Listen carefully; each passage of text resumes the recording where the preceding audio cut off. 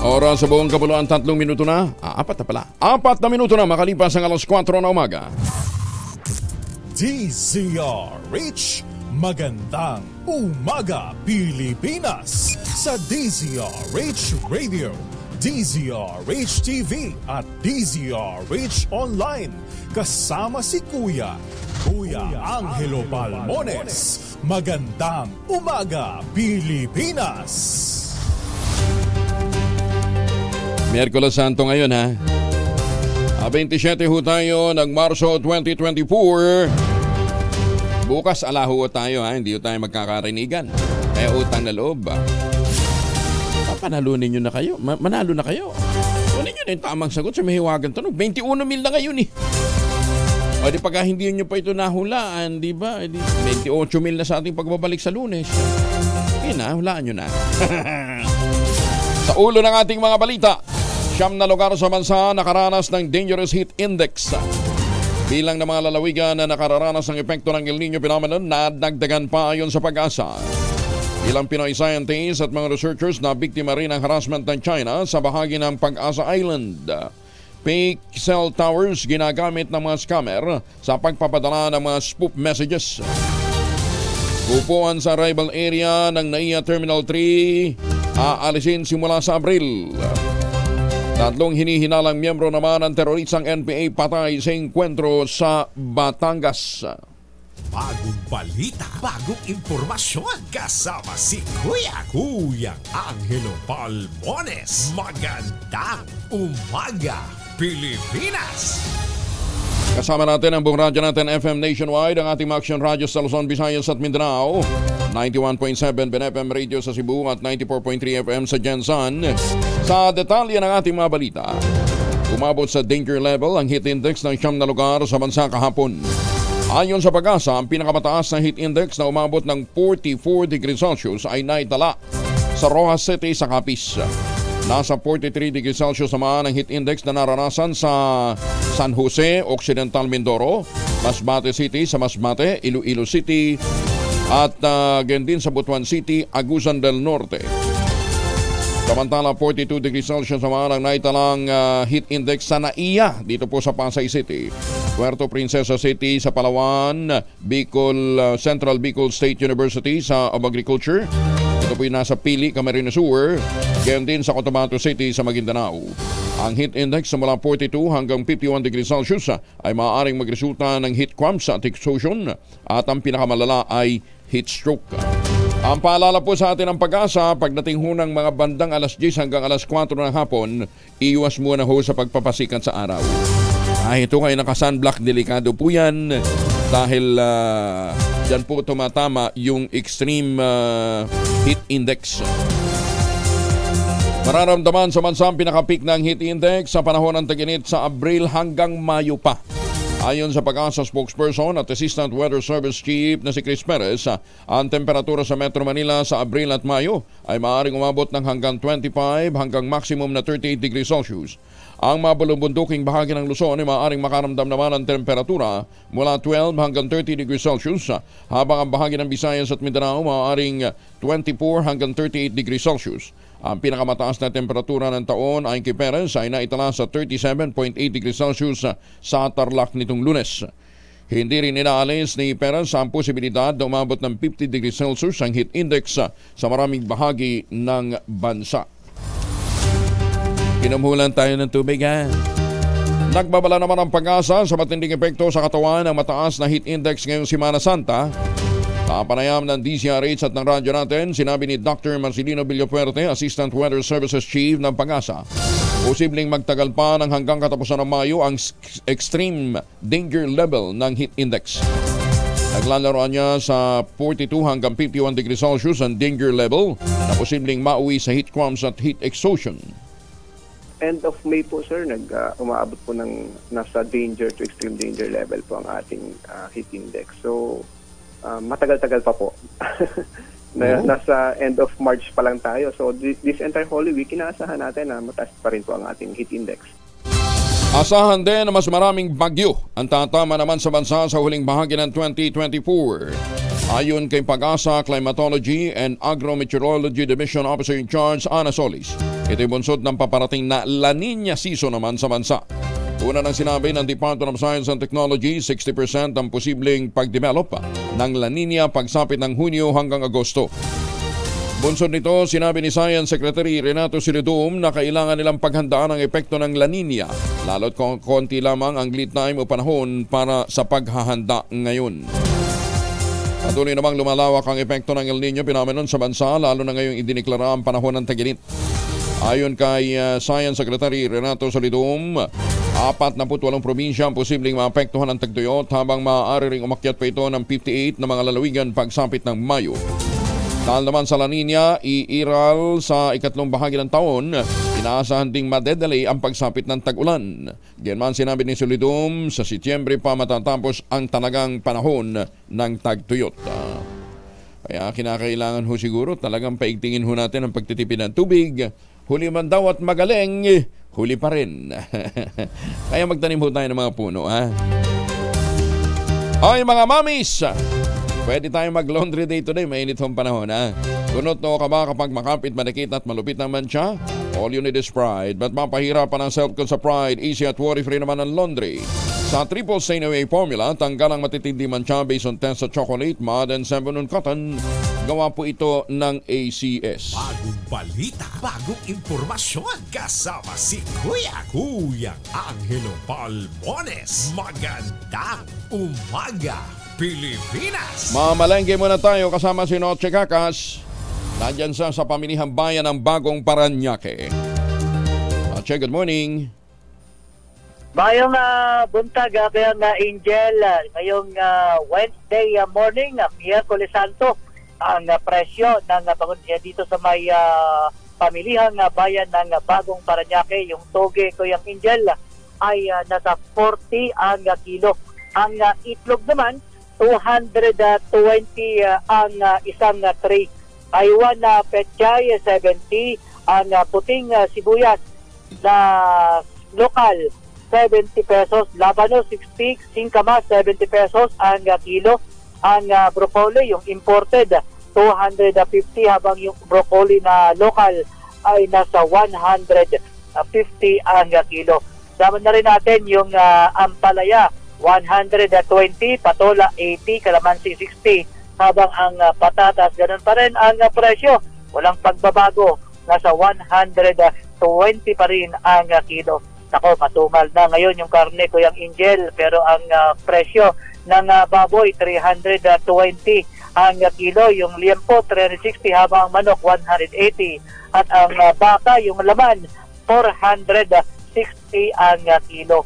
Sa mga mahihilig naman sa bangos, isama ko na rin, 220 ang kilo, yung tilapia 150, alumahan 340 ang kilo, habang ang galunggong 220 ang kilo. Sa ang presyo na ilang pangunahing bilihin ngayong Miyerkules Santo dito sa pamilihang bayan ng Bagong Paranaque. Walang alimango? Walang alimango at saka sugpo dyan, Noche? Wala akong nakitang alimango at sugpo dito, Kuyang Angel. Bagamat, iilan na lang yung mga nagtitinda ngayon na Kuyang Angel dito sa... Nag-day off din sila? Iba, parang... Oo, nag-fully break din sila, Kuyang... Siya, sige. Oo.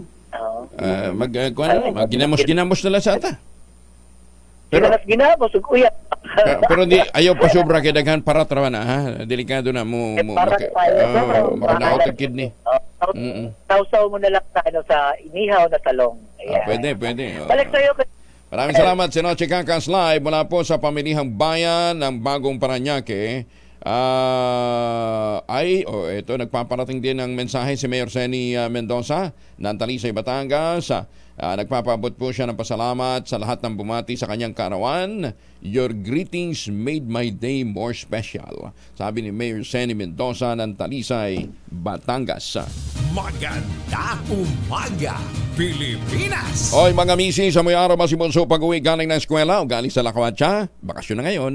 Dahil yan sa germs sa katawan nila. Para labanan ang amoy araw at amoy pawis, gumamit ng Shield Bath Soap regularly. Unbeatable ang Shield sa paglaban sa germs versus another brand. May shea butter na pampalambot ang kuti sa presyong abot kaya 12.50 SRP. Kaya mga misi sa challenge nyo, subukan ng Shield Bath Soap.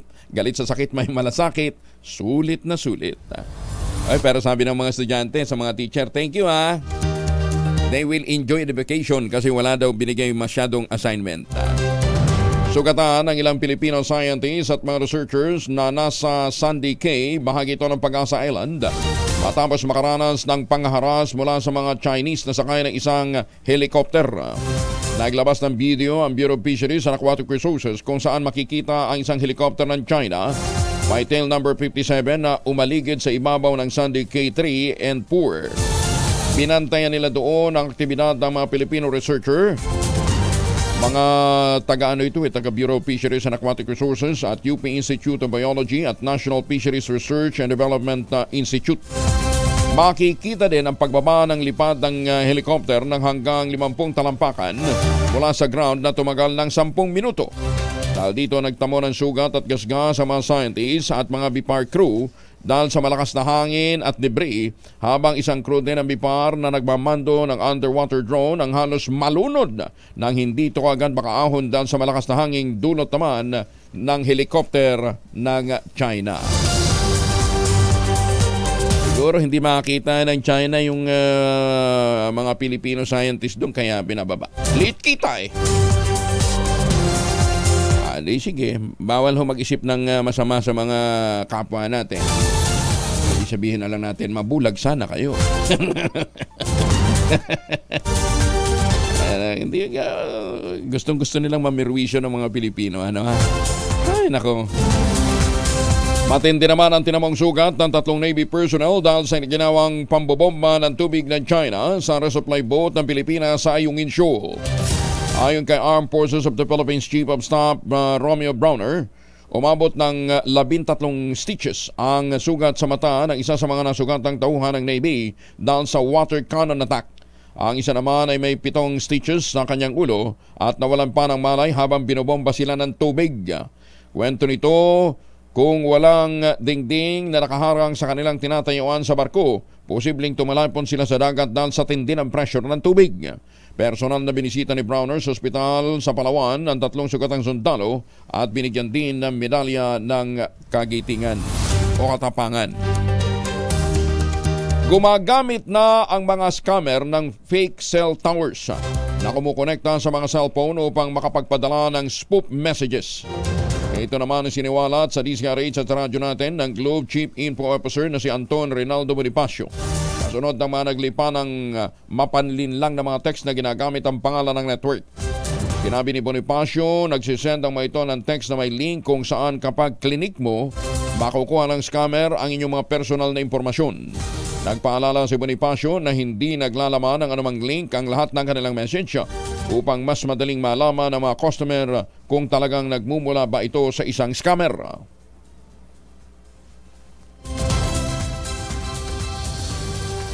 Gumagamit sila ngayon ng makina, no? Na ang tinatawag nito is InsiCatcher. O ano siya, fake na cell tower. Pwede po itong bilhin, ini-import po ito illegally o kaya binubuo nila. Tapos na nangyayari po, yung mga cellphone na malapit, no? So nag-ooperate po ito minsan mga 1 to 2 kilometer radius. Kukonect po kayo doon. Pag kumonect kayo doon, kahit po anong klaseng sender, kahit anong klaseng number, kaya na po nila i-spoof. So, kala mo tuloy, si Globe po talaga nagpadala, pero yun pala, sasabihin nila, uy, meron kang unclaimed reward, puntahan mo tong website na to. Tapos nun, ang mangyayari, kukunin na pala yung credit card number mo, tapos nun, ayun na.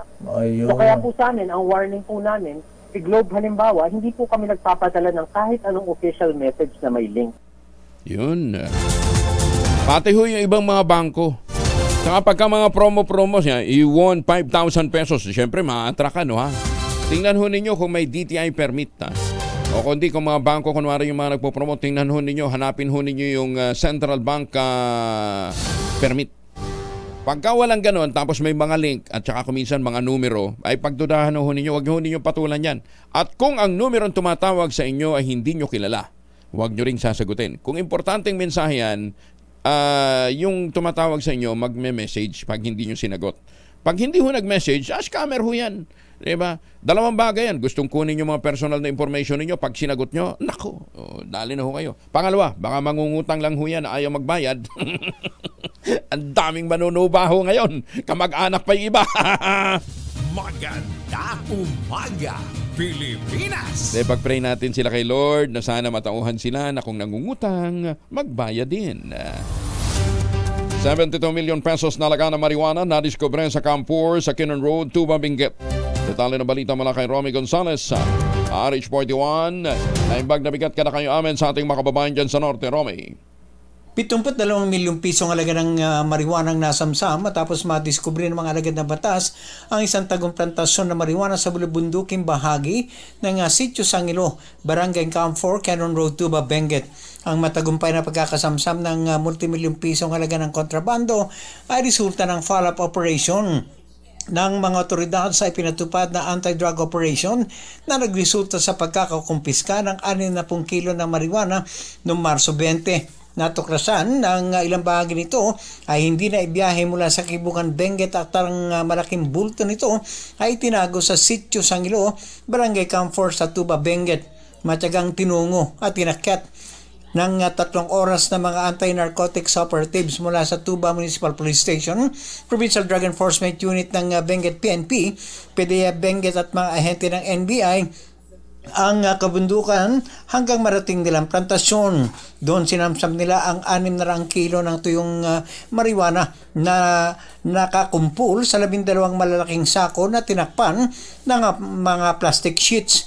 Tukoy na rin umano ng Tuba Municipal Police Station ang 4 na cultivators sa naturang plantasyon, subalit hindi muna nila ito binanggit ang kanilang pagkakilanlan. Mula sa kauna-unahan sa Pilipinas DZRH, ito si Romy Gonzalez, tuloy-tuloy sa pagbabalita, tuloy-tuloy sa serbisyo, sama-sama tayo Pilipino. Maraming salamat, Romy. Just like Nina, mabibigyan ng lakas ang programa ng Administrasyong Marcos sa Build Better More sa pagpapatupad ng bagong Public-Private Partnership Law. Ito naman ang sinabi ni Bulacan 6th District Representative Salvador Pleito Sr., Vice Chair ng House Committee on Public Works and Highways kasunod ng paglagda sa Implementing Rules and Regulation o IRR ng PPP Code.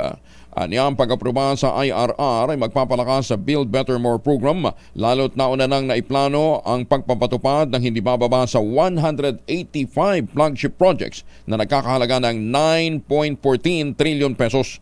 Sinabi ni Kaador Pleito, hindi bababa sa 45 malalaking proyekto ang tutususan sa pamamagitan ng mga PPP. Dagdag pa nito, inaasahan din na magreresulta ito sa mas masiglang ekonomiya ng bansa at magkakaroon ng libu-libong job opportunities sa buong Pilipinas. At muli, nagpapasalamat tayo kay Kaador Pleito dito sa kanyang pagyakap sa ating advokasya na pagtatanim ho ng kawayan sa mga protected area.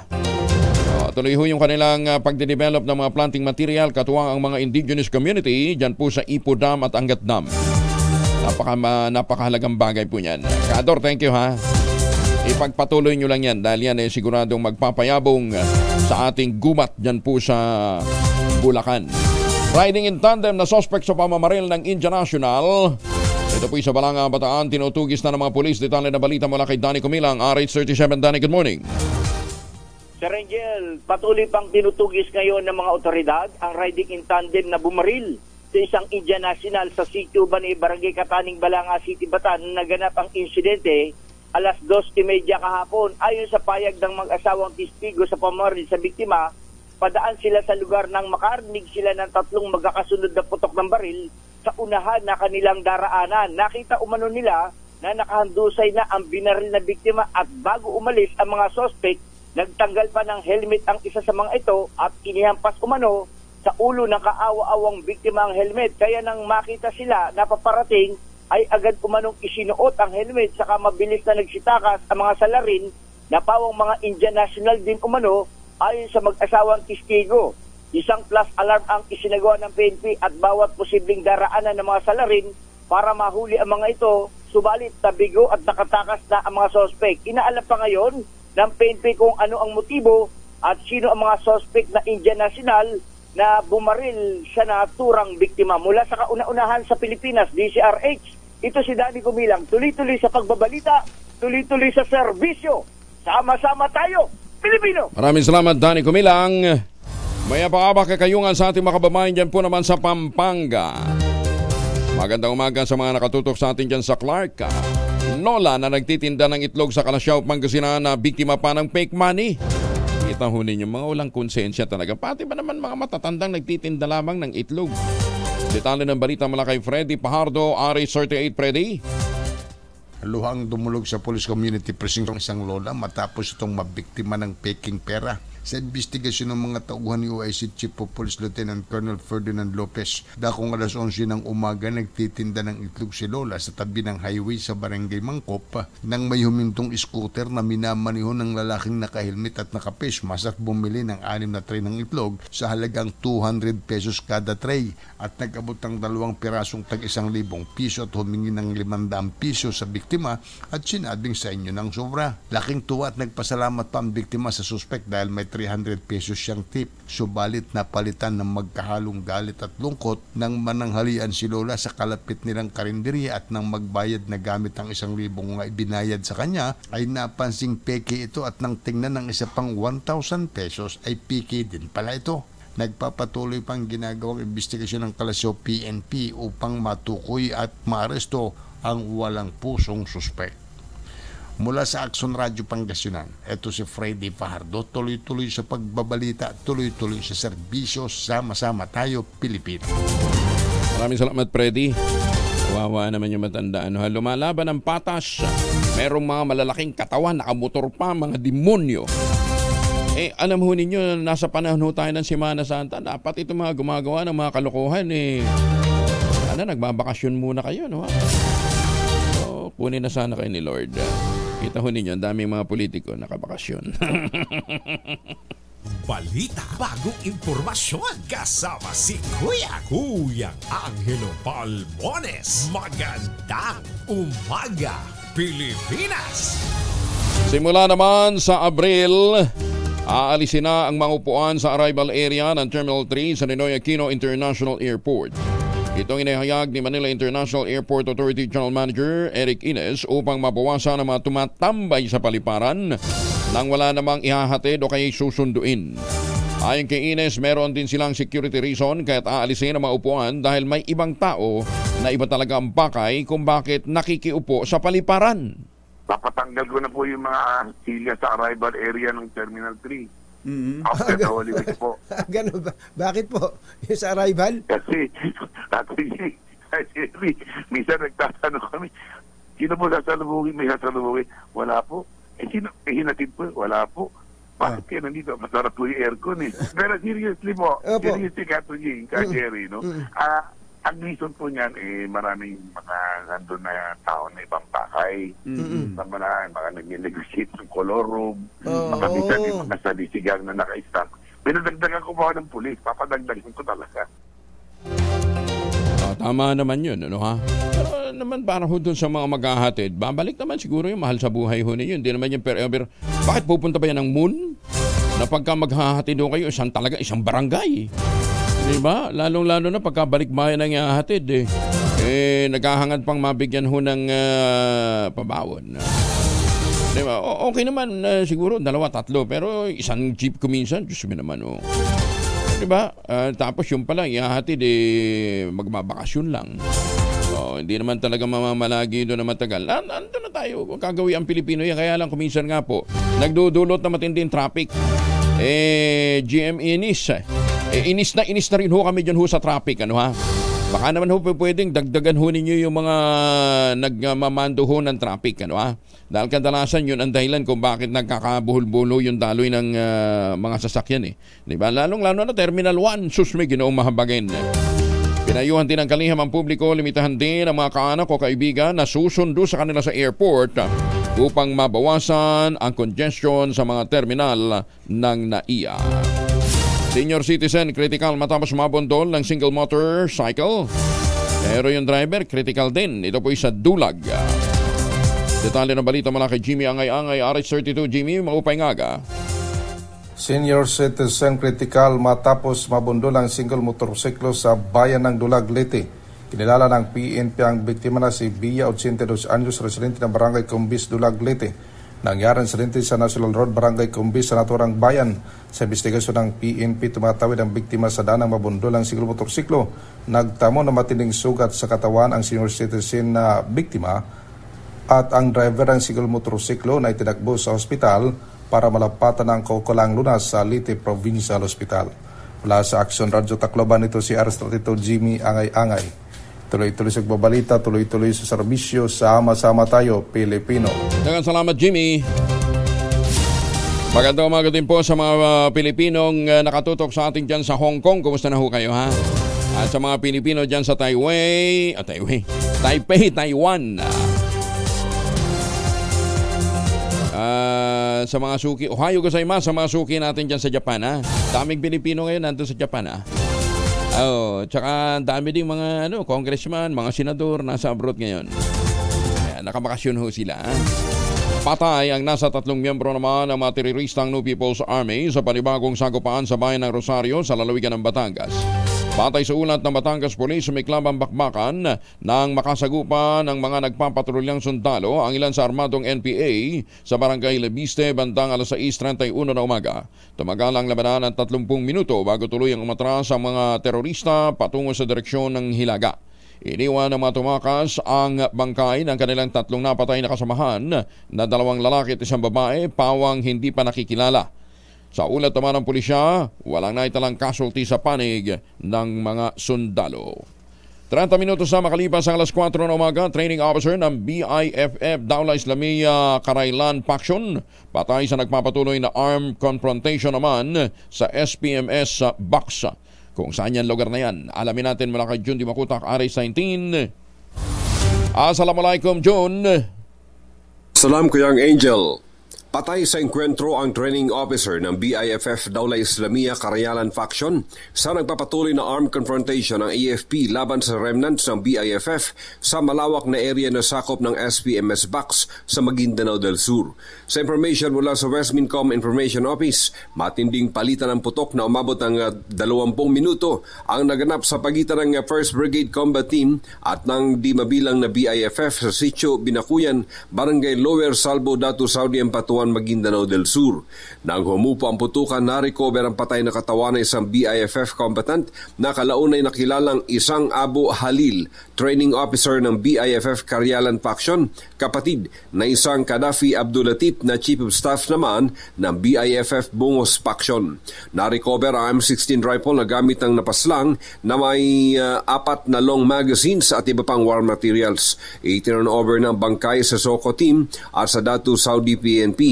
Habang nasa area at nag-obserba, malayo sa community ang bakbakan at matiwasay na nairaraos ng Muslim community ang fasting nang hindi naaabala ng giyera. Mula sa kaununahan sa Pilipinas, DZRH, ako si RH19. Jun Di Makutak, tuloy-tuloy sa pagbabalita, tuloy-tuloy na serbisyo, sama-sama tayo Pilipino. Sokran John, maraming salamat.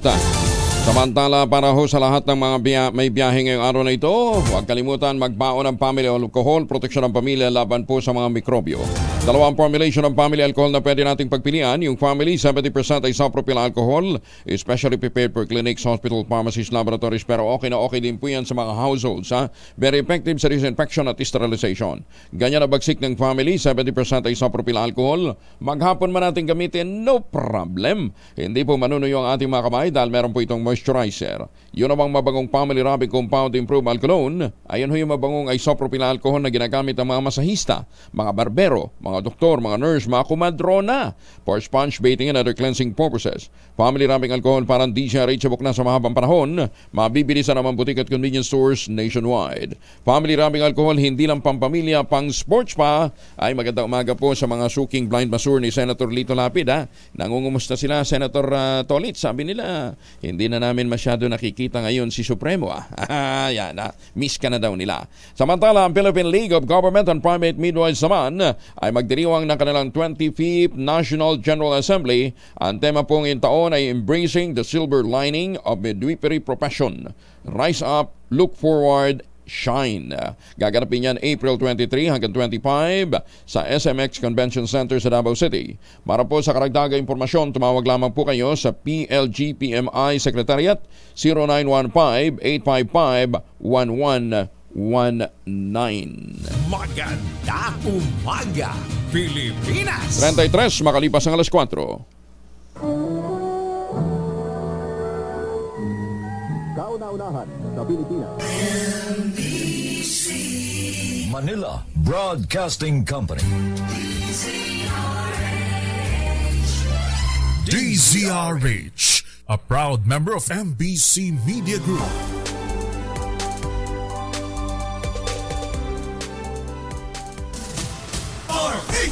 Number 1. Alamin ang mga maiinit na isyung pambayan, mga balitang si Kuyang Angelo Palmones. Magandang umaga, Pilipinas! Masantos siya kabasan ni Chika Amin sa ating mga kababayan dyan sa Pangasinan, lalong-lalo na yung mga papunta ng 100 Island. Nag-remit ang Philippine Amusement and Gaming Corporation of PAGCOR ng kabuuang 4.59 billion pesos na cash dividend. Sa National Treasury, naglalayan itong suportahan ang mga hakbangin ng gobyerno upang matiyak ang patuloy na paglago at pagunlad ng ekonomiya ng bansa. Ang nasabing remittance ay kumakatawan sa 75% net income ng PAGCOR para sa calendar year 2023. Ito ay mas mataas ng karaniwang 50% remittance bilang tugon na rin sa hirit ng Finance Secretary Ralph Recto na mag-advance ng karagdagang 25% na dividendo upang mapunduhan ang gastusin ng gobyerno. Iniuugnay ni PAGCOR Chair at CEO Alejandro Tenco ang tumataas na kontribusyon sa dividendo sa matatag na kita mula sa gaming operations noong nakarang taon na nagtala ng 79.37 billion peso gross revenue at net earning na 6.13 billion pesos na nagbigay daan ng mas mataas na dividend rate declaration.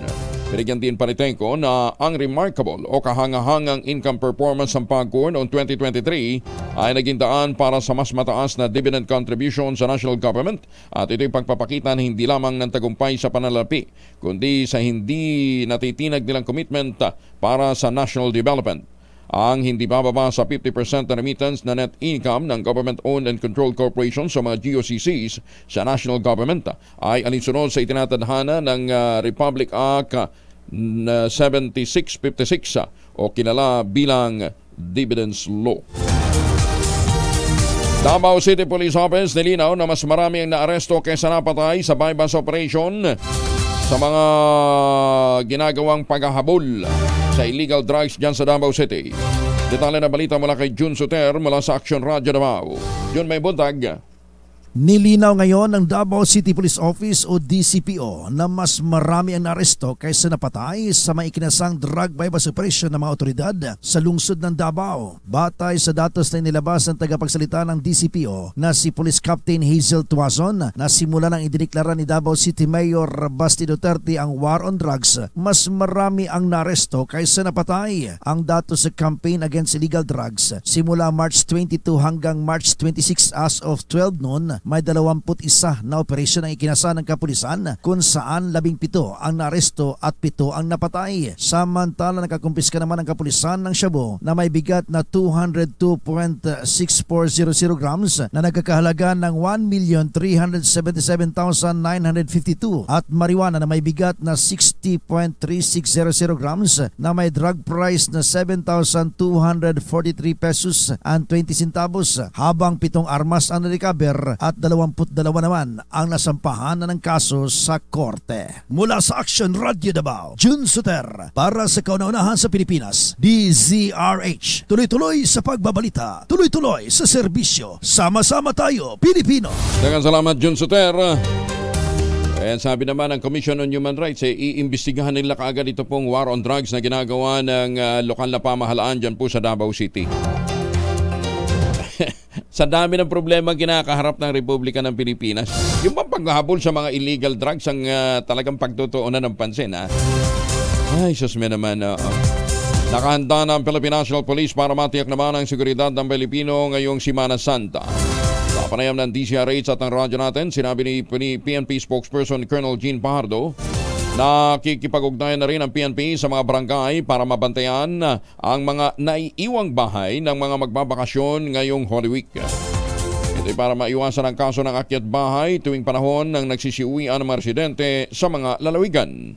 Kasama po yan sa ginawa po nating security planning na yung pong ating mga force multipliers, yung ating mga barangay tanod ay nire-orient na rin po natin sila at i-adjust po yung kanilang mga deployment, lalong-lalo na po doon sa mga alanganing oras kung saan dapat mabantayan po yung mga naiiwang bahay po. At meron po tayong itinalaga ng mga pulis sa barangay na magsusupervise po sa ating mga barangay tanod para siguraduhin po na nababantayan din po yung mga lugar at mga bahay na may iwanan po para po dito sa mahabang Semana Santa po.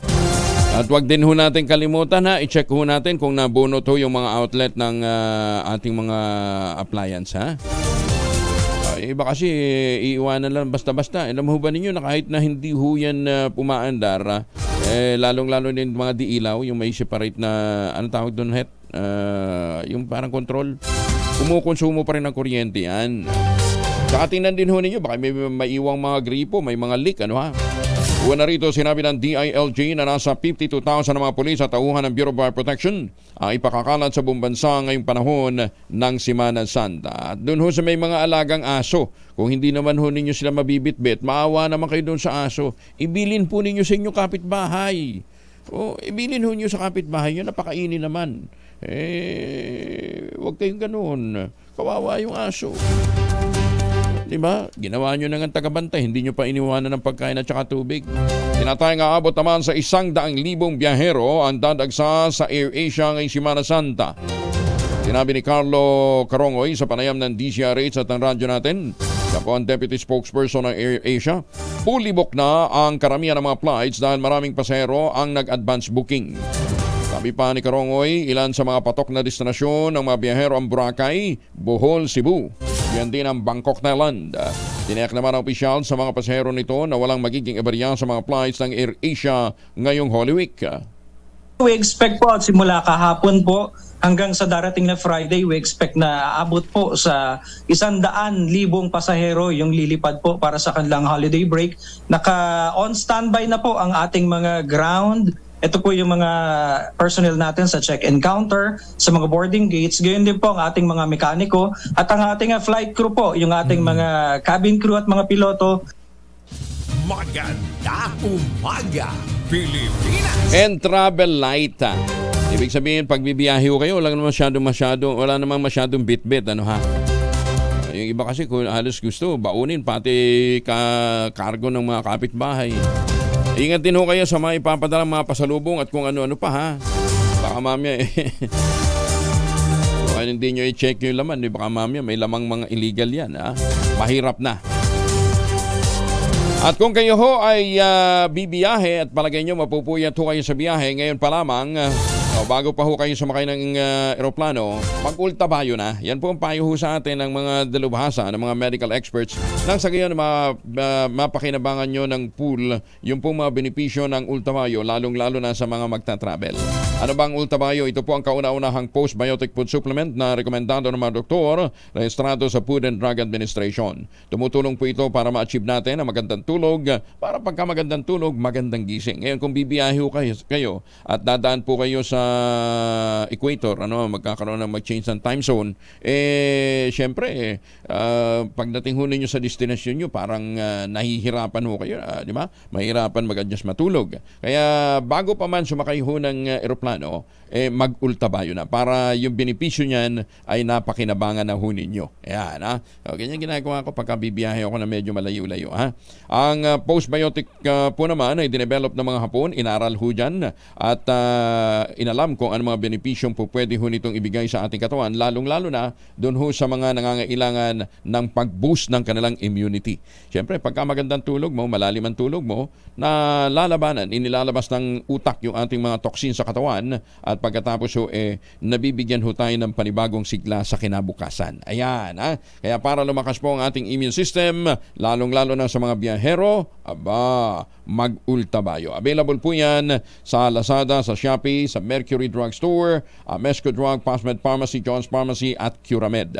Ayan, doon sa mga nagsasabing alang stock sa Mercury na kanilang pinuntahan, naubos lang po. Pero nag-restock na ho sila. Ayan. Kung may mga concerns pa ho kayo, pwede ho kayong mag-text sa 0917-110-658. Naka-standby na po ang kanilang medical experts. Ulitin ho natin, 0917-110-658. Mahiwagang tunog. 20,000. 21. 20,000 kahapon Di ba? 21 na, Merkulis na ngayon 21,000. Tama ba, Ivan? 21,000. Tinututukan to ni Ivan Pero hindi niya rin mahulaan. Si Het naman, hanggang tingin na lang. Hindi rin makahula. Sige, matindi yung ating tunog master na si Mabel Di ba? Sabi niya, sir, wag ka na muna magbigay ng clue. Bakit? Nahuhulaan Pero magbibigay pa rin tayo ng clue, Basta ang clue na pinakamalapit ay nagagamit ito sa mga negosyo.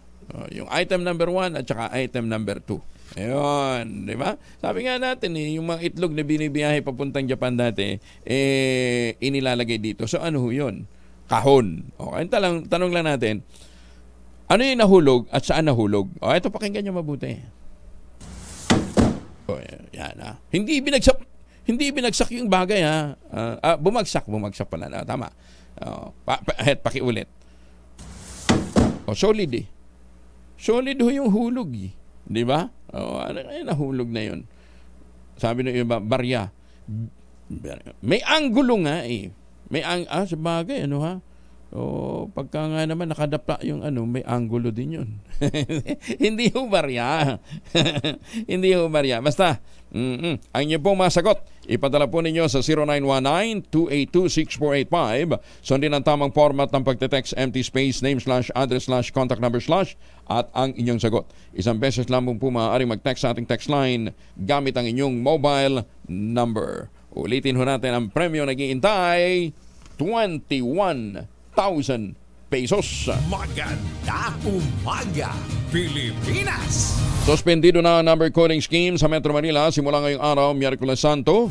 Sa abiso ng Metro Manila Development Authority, inagahan ang suspension ng number coding matapos ideklara rin ng Malacanang ang half-day work ng mga government offices ngayong araw.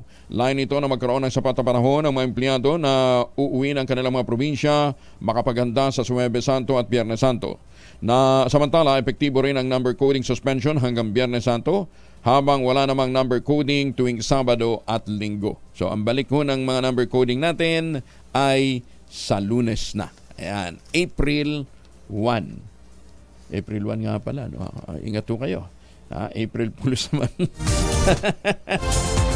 Suspendido rin ang operasyon ng LRT Line 1 simula ngayong araw hanggang Easter Sunday.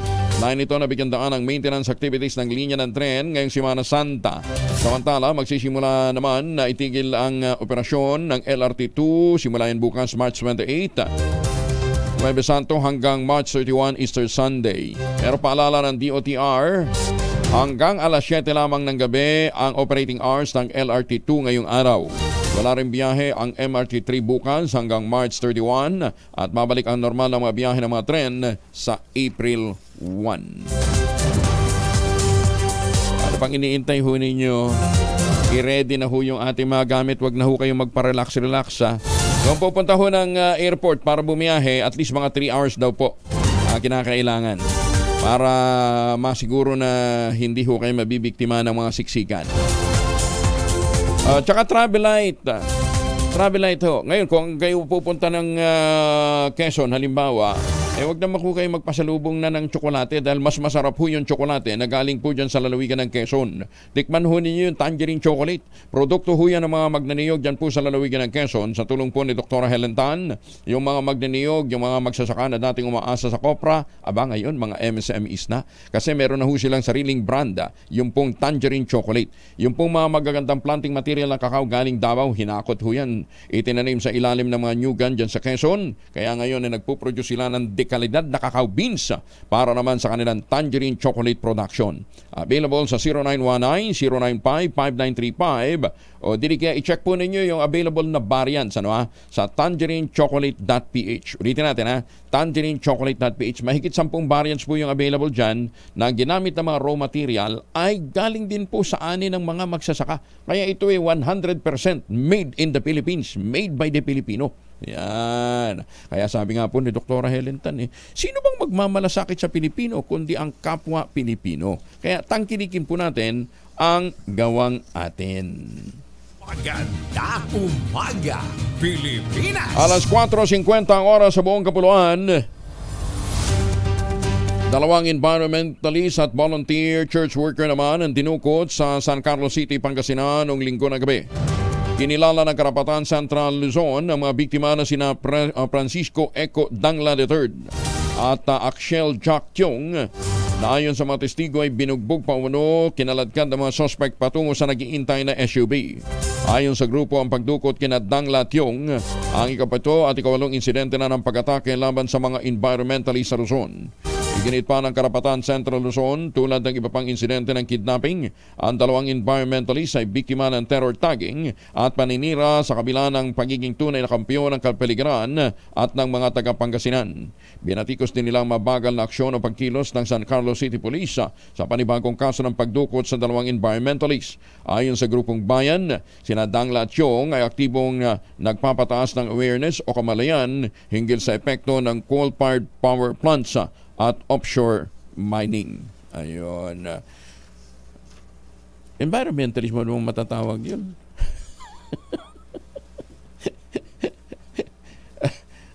Ang environmentalist yung talaga nagtatanim. Hindi yung nagagamit lang yung tagging na environmentalist. Anyway, kanya lang yung Ayan, time zone pala. Time zone. Magandang umaga po kay Gilbert Badwa dyan po sa Malibu. Ano bang pronunciation nito? Nebraska. Masama mga taga Nebraska. Malamig dun. Nagpatawag naman ang isang labor group ng agarang investigasyon sa pagkawala ng dalawang environmentalists at labor activists sa Pangasinan noong March 24. Ito ay kasunod ng pagdukot ng isang ng mga sakay ng isang SUV kina Francisco Eco Dangla at Jack Tiong dakong alas 8 ng gabi noong linggo ng Palaspan sa San Carlos City. Nagpadala ng liham ang nagkaisa Labor Coalition kay Executive Secretary Lucas Bersamin na humihikmok sa gobyerno na imbestigahan ang naturang insidente. Ayon sa grupo, hindi ito isolated case lamang. Sa halip ay nagpapakita ito ng isang pattern ng karahasan at pananakot laban sa mga unionista sa bansa.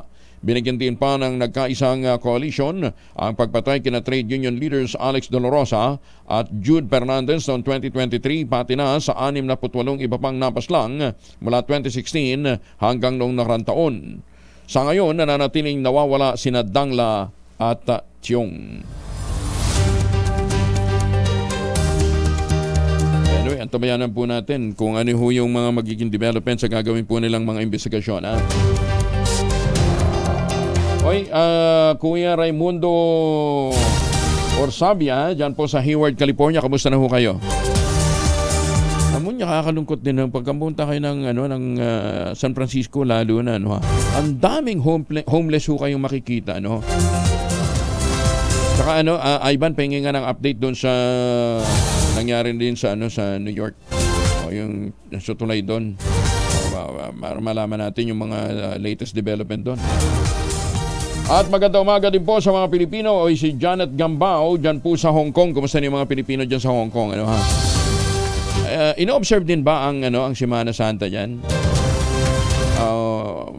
Siyempre, marami din yung mga Pilipino doon. Pero tingnan natin kung bakasyon din ba sila. Pero ang dami pong Pilipinong umalis kahapon. Nagpunta ho ng Hong Kong. Tsaka iba bibiyahe pa Macau. May buntag sa mga taga-Tagum City dyan sa Davao del Norte. Tsaka mga suki ho natin dyan po sa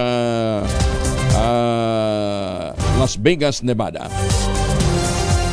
At para ho sa mga Pilipino ang naghahanap ng investment dito sa Pilipinas, huwag kalimutan, meron po yung investment opportunity na ibinibigay ho sa atin ang Westchester Realty. 20,000 pesos all-in down payment na. Pwede na magpalipat bahay agad after 7 days na take out ng Pag-ibig Housing Loan. Yan po pinakamura ng offering sa housing industry para po sa mga nasa kategoryang ready for occupancy. Yan. With easiest term, 5% down payment lamang, pwede pang gives. Saan ho kayo nakakita ng hulugan na yung down payment? Pwede pang manalo ng mga premyo. Yan. Napakalapit lamang po nito sa Clark Economic Zone at Clark International Airport. Kaya napakagandang investment opportunity ho talaga. Kaya ano pang iniintay po ninyo? Ito pa rin ang pangarap na magkaroon ng sariling bahay sa presyong abot kaya.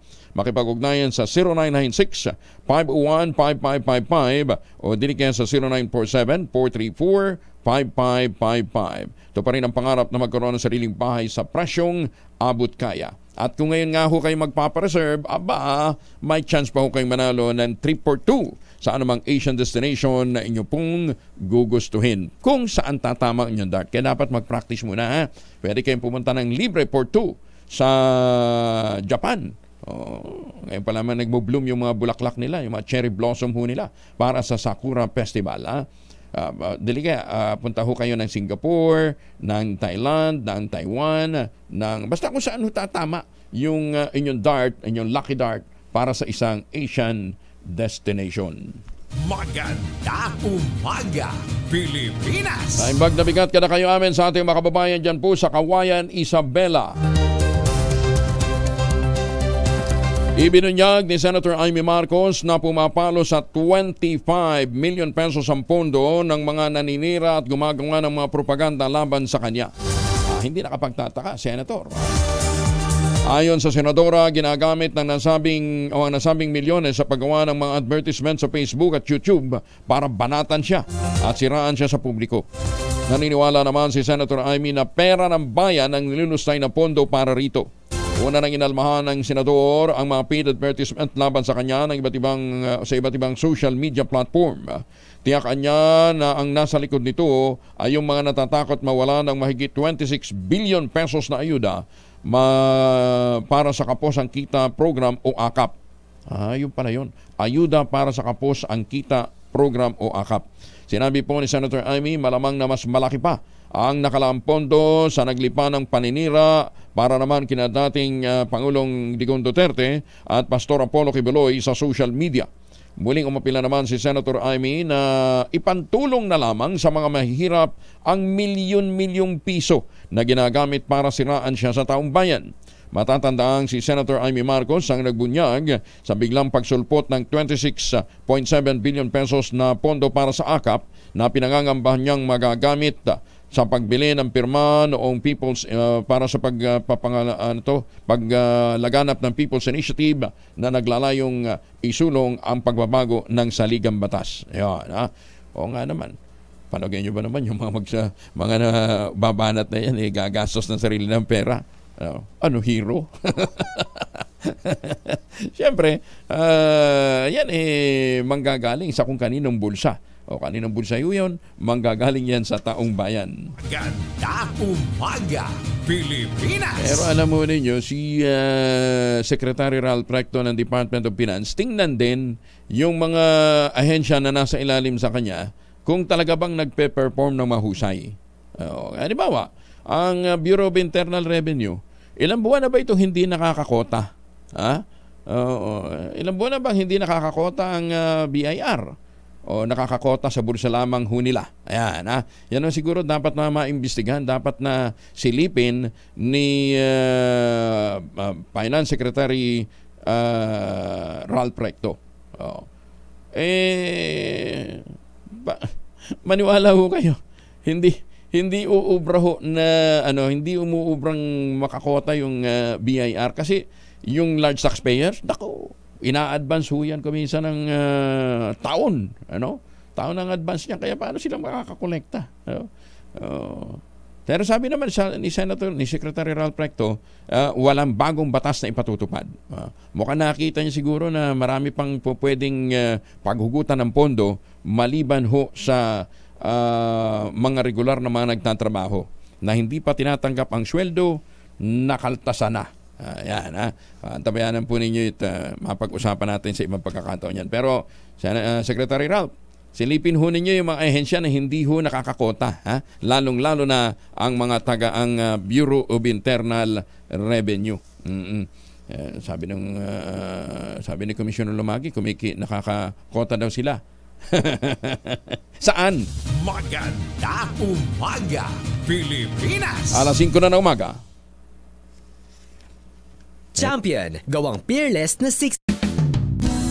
Informasyon kasama si Kuyang Angelo Palmones. Magandang umaga, Pilipinas! 3 minuto na makalipas ang alas 5 ng umaga. Sa mga may TB, hindi nanonood ng TV sa lahat to ng mga may tuberculosis. Yan antabayanan nyo at mamaya may maganda ho tayong pag-uusapan. Pero pinaiiwas muna ng Department of Health ang mga magulang at guardian na halikan sa labi ang mga sanggol. Ito'y sa harap ng tumataas na bilang ng kaso ng pertussis na mabilis na nakakahawa. Ayon kay Health Undersecretary Eric Tayag, kailangan din na magmask kung may sipon o ubo ang nag-aalaga o kumakarga sa mga baby. Payo ng Department of Health, mainam din ang napanlaban sa pertussis ang pagpapabakuna sa sanggol, lalo na kung 6 weeks old pa lamang ito. Samantala, sinabi ng ahensya na maaaring maipasa ng isang taong infected ng pertussis kapag siya'y bumabahing o umuubo kahit pa 3 talampakan ang layo. Isinailalim na sa state of calamity ang buong lungsod ng Iloilo dahil sa tumataas na kaso ng pertussis o whooping cough. Ayon sa City Health Office, Epidemiology and Surveillance Unit, hanggang kahapon, March 26, nakapagtala ng kabuuang 16 cases ng pertussis sa buong lungsod. Ito rito ang kumpirmadong kaso at nagmula sa bayan ng Molo, Haro, Arevalo at Lapus. Sa ilalim ng State of Calamity status, maaaring gamitin ng pamahalang lungsod ang Calamity Fund para sa pagbili ng mga gamot at bakuna kontra pertussis. Pero hindi ho pertussis ang pag-uusapan natin. Tuberculosis. Kasama natin si Ginoong Brian Posadas sa pong napakagaling na pharmacist unit. Wala sa Philippine Foundation for Vaccination Philippines at mula din po sa Philippine Pharmacists Association. Pero ngayon ho ay kakapanayamin natin siya bilang isang medical expert. Sir Brian, magandang umaga po sa inyo. Kong Angel at good morning sa mga tagapakinig natin at nanonood sa DCRH. Doon sa hotline nyo, ano usually ang itinatawag ng mga texter? Anong primary concern? Yung iba-iba, depende sa kondisyon, no? But usually yung sa tulog, tsaka availability, saan meron, no? Kasi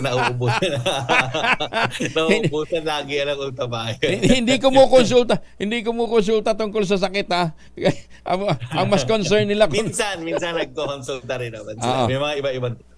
Anyway, ngayon pa lamang pangunahan na natin sila para ho doon sa mga hindi ho natin maitatanong. Dito ho kayo mag-text sa numerong ito sa inyong mga medical concerns. Sayang ho yung mga medical expert na kinukuha ho ng grupo nila Sir Brian para sumagot sa inyong mga concern. Anything under the sun na may kinalaman po sa kalusugan pwede pong masagot. 0917-110-6580. Ulitin natin 0917 110-6580. Diyan ho kayo magtanong, magpadala ng inyo pong mga concerns at 24/7 po namang sinasagot din ho ng ating pong mga nakastambay na medical experts. Okay, dito muna tayo.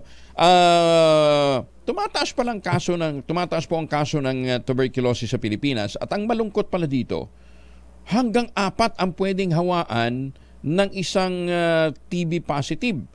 At kung dati po ang tingin natin sa mga tuberculosis, di ba, nung unang panahon, Sir Brian, pag sinabing tibihon o kaya hikain, ang mindset natin isang payat na tao, tapos yung parang hangir ang balikat, minsan nga mahirap ma-distinguish yung adik at saka yung may hika dahil talagang para bang naglalakad na bangkay, parang isang bulate na lang ang hinihintay na pumirma para ito'y mapunta sa hukay. Ganun ang mindset ng natin pagka hikain. Ngayon iba ho ang appearance ng mga may hika. Malusog, nag-gym, may mga abs. Ayan, ha? Yan ho ang appearance ng mga... Pero hindi nila alam na meron pala silang hika. Kaya nga po ang panawagan, kinakailangan na yung para masiguro natin, malaman natin kung tayo mahika, magpa-check up. Ano? Available ho naman yung mga TB.center na sa iba't ibang bahagi ng kapuluan. Sir Brian, bakit ganun ba? Ano bang cause ng hika? Kung i-distinguish lang natin separate kasi, no? Ang hika, it's an inflammation of your bronchioles, yung daluyan ng hangin mo because of allergic reaction of your body. Okay. Ang tuberculosis, it's caused by Mycobacterium tuberculosis. It's caused by a bacteria. It's an infectious disease. Si asthma, hindi siya nakakahawa. Si tuberculosis, nakakahawa siya. Though, minsan parang pareho yung itsura nila na kinakapos ng hininga. Pero kasi ang tuberculosis, talagang may tama yung baga or it's caused by the bacteria. Kaya talagang pagka hinahapo din eh. So parang, minsan pag sinisilip mo yan silang dalawa, parang pareho. Kasi hinahapo sila pareho. But it's two different things, yung asthma and tuberculosis. Yung tuberculosis, contagious yan eh. Nakakahaway. Nabanggit mo kanina kung isang tao pwede siya makahawa ng 4 at lungs primarily yung na-affect niya. At cause nga siya nung bacteria. Now, bakit siya nakakahawa at nagiging contagious? Bakit nagkakaroon? Usually, pamilya yung hawa niyan kong eh. Kasi it's aerosolized droplets in transmission niya. Hindi dahil sa nag-share kayo ng utensil, kasi kapag nagsalita ka, umubo ka, or nag-sneeze ka, tapos yung bacteria nasa loob ng katawan mo, kakalat siya sa hangin eh. Tapos naka-float lang siya dyan, so pag in-inhale ng susunod na tao or kasama mo sa bahay, papasok din yan sa baga niya. Kaya nagkaka-tuberculosis din siya. So usually, kaya 4, dahil usually sa household mo, 4 din naman. So ganyan usually nahawahan natin. Okay. Anong kaibahan niya sa whooping cough? Kasi di ba, yung whooping cough, gumaganon din yung ganon din yung may TB. Oo, pero ang whooping cough, ibang bacteria naman yung cause ng whooping cough, no? So, halos minsan nagpapareho yung tunog, no? Pero mas maano lang yung tunog ng whooping cough na talagang parang kinakapos sa hininga. Depende kasi sa severity ng tuberculosis. Minsan naman pagka hindi masyadong severe yung tuberculosis natin, hindi naman sobrang kagaya ng sa whooping cough na hirap. Okay, so the classic distinction between tuberculosis and whooping cough, yung cause na bacteria, sa whooping cough, ang cause niyan, Bordetella pertussis. No? Bordetella pertussis, yung bacteria na nagkakos ng whooping cough. Mycobacterium tuberculosis, yung sa TB. At yung sa pertussis, may bakuna? Yes. Okay. May mga ginagamit din na may mga nakakatulong para ma-prevent ang tuberculosis na bakuna like your BCG nung pagkabata. Pero kasi talaga namang as you grow older then as well, bumababa yung immune system mo, na-atake ka pa din talaga. No? So si whooping cough lang talaga, malakas talaga yung bakuna sana nito, no? Kung nagpapabakuna, kaya talagang pigilan yung pertussis. At what age pala dapat talaga nagpapabakuna? Nasa routine age natin, yung nasa routine na bakunahan itong sa BCG tsaka sa DPT, usually sa age from 0 to 5, from newborn to 5-year-old, marami dyan na routine vaccination. Pero yung specific na month or year, depende yan. No? Depende sa pedya nila kasi maraming bakuna na binibigay. Okay. So kung na-miss nila nung 1 and 2 years, di ba, 3 years old na yung bata ngayon, pwede pa rin pabakunahan against pertussis? Yes.